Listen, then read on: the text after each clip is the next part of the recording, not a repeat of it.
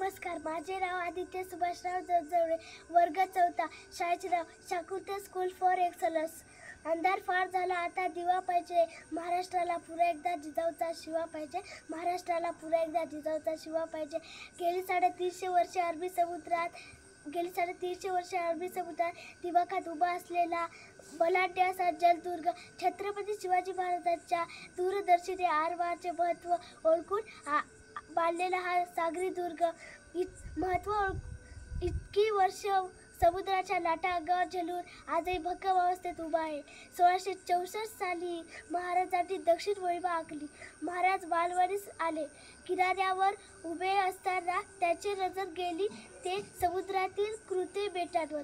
लगेच महाराज समुद्रातील बसून सखेसोबत बेटांवर निघाले. कृत्य बेटांचे भाग उजळले. महाराजांनी कारभाऱ्या साजऱ्या केली.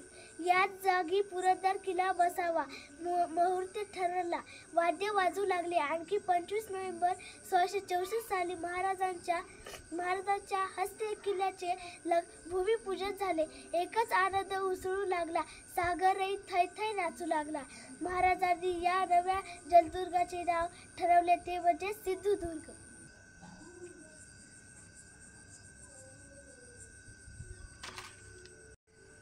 नमस्कार, माझे नाव आदित्य सुभाषराव जगजवळे, वर्ग 4, शाळेचे नाव शाकुंतल स्कूल फॉर एक्सलन्स. अंधार फार झाला, आता दिवा पाहिजे, महाराष्ट्राला पुन्हा एकदा जिजाऊचा शिवा पाहिजे, महाराष्ट्राला पुन्हा एकदा जिजाऊचा शिवा पाहिजे. गेली 350 वर्षे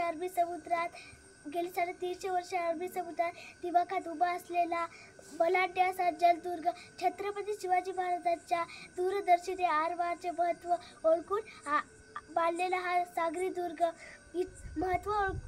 इतकी वर्ष समुद्राच्या लाटा अंगावर झेलून आजही भक्कम अवस्थेत उभा आहे.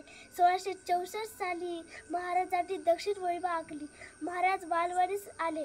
किनाऱ्यावर उभे असताना त्याची नजर गेली ते समुद्रातील कृत्य बेटांवर. लगेच महाराज समुद्रातील बसून सखेसोबत बेटांवर निघाले. कृत्य बेटांचे भाग उजळले. महाराजांनी कारभाऱ्या साजऱ्या केली. याच जागी पुरंदर किल्ला बसावा मुहूर्त ठरला. वाद्य वाजू लागले. आणखी 25 नोव्हेंबर 1664 साली महाराजांच्या हस्ते किल्ल्याचे भूमिपूजन झाले. एकच आनंद उसळू लागला. सागरही थैथै नाचू लागला. महाराजांनी या नव्या जलदुर्गाचे नाव ठरवले, ते म्हणजे सिंधुदुर्ग.